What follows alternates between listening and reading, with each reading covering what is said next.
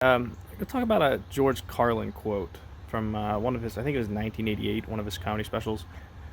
Uh, he's discussing how our speech on radio and television is not protected by the First Amendment.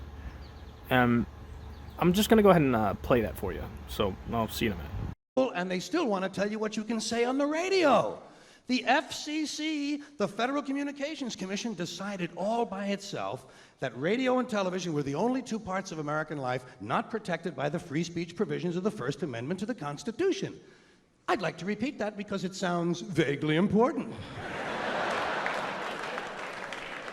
The FCC, an appointed body, not elected, answerable only to the president, decided on its own that radio and television were the only two parts of American life not protected by the First Amendment to the Constitution. And why did they decide that? Because they got a letter from a minister in Mississippi. All right, so he didn't just repeat himself for comedic effect. Obviously, he repeated himself because what he's saying was important, all right? And it wasn't just vaguely important. So, why was it important? Well, when the Founding Fathers created the First Amendment, when they gave us the right to free speech isn't just the ability to say what you want, okay? It's much larger than that, right? Speech serves as the medium by which we communicate thoughts and ideas, okay? And what is the communication of thoughts and ideas? Well, that's education, okay? The way we communicate with each other is how we educate each other. So our communication, okay, the way we speak to each other, it creates our entire perception of reality, okay? It creates our education. So when we invented these TVs and these radios, and we excluded the protections of the First Amendment from our speech on TV and radio, we remove a portion of education. We remove a portion of our communication, okay? And in effect, we remove a portion of our perceptions. And in this case, we allowed a reverend from Mississippi to manipulate our perceptions. So this manipulation is actually infringing on the First Amendment. And that's what's interesting, because First Amendment protects our freedom of religious beliefs, right? Here we are, though, allowing a religious institution to infringe on our perception of reality, to infringe on our speech.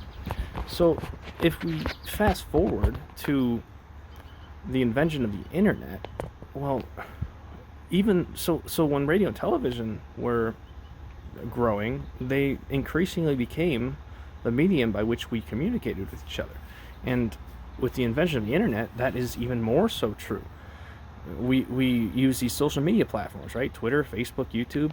When you allow these platforms to censor us, what happens is, it's kind of similar to the public square, right? We can say whatever we want to a person directly, but we can't do it online.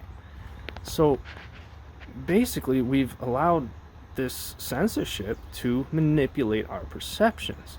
And what does that ultimately mean for the internet? Well, the internet runs on ad revenue, right? These social media companies run on ad revenue. So in order to maximize their ad revenue, they prefer to divide perception into two opposing categories.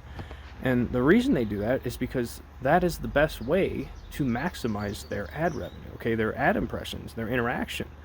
If you have a bunch of nuanced narratives, then people are just going to understand each other better if you fill in all the gaps between the two opposing narratives. So that's why on any given subject, the most radical opinions are the ones that are dominant.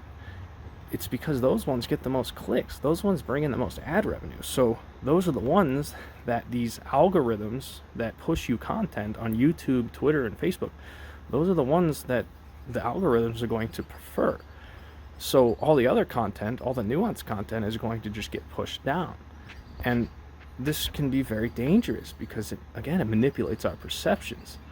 So what we're really seeing here is we invented these technologies, and we just don't know how to use them. Okay, we're allowing them to basically be a life form that turns us against each other. The radio, television, the internet, they are very novel technologies, and we think we are in control of them, but they're controlling us, and they're controlling us because our profit motives are controlling the way we use them.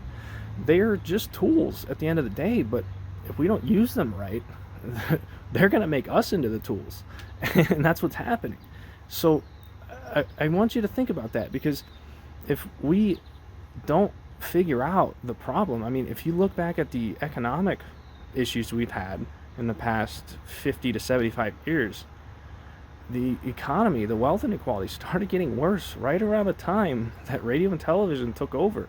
Right around the time radio and television took over our communication. And it's because we do not understand the power that lies in these technologies. We don't understand the way that they are manipulating our perceptions, our education.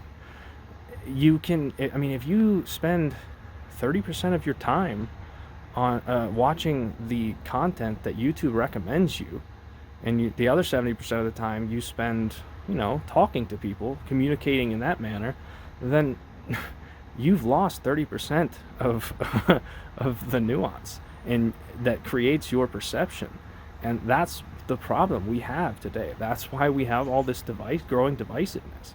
It's because we are not using our technology wisely. We are using it like a child would eat a whole stack of Oreos if you gave it to them, right? They'd just eat that junk food. They'd have no realization that it's harming them. We are using our technology like children. So if you identify with what I'm telling you here, you have the responsibility to start using this technology in a more conscious manner. So if you do happen to be one of those people that likes to put yourself in an echo chamber because you don't like hearing opposing opinions, you need to realize what it's doing to your perception, to your education. If you find yourself getting divided and you find yourself unable to see any nuanced opinions, it's because you are putting yourself into a box, into an echo chamber. And again, if you count on Google, YouTube, and Facebook to fix this perception problem, I mean, their profit motives are not going to allow, they're not going to fix it for you. You have to take the steps to do it yourself. And the same with the mainstream media on television, again. So my advice is to listen to opposing opinions you don't like, but not necessarily even the opposing opinions. Listen to the nuanced ones, the ones that will tell you a little bit of both sides. Otherwise, you are going to just become more bitter, and your opposition is going to become more bitter when you attack them. This is why radicalism is growing. This is why the Overton window is expanding in both directions. So just give that a little thought. Try to become a little more conscious about the way you are using this technology. Thanks for watching.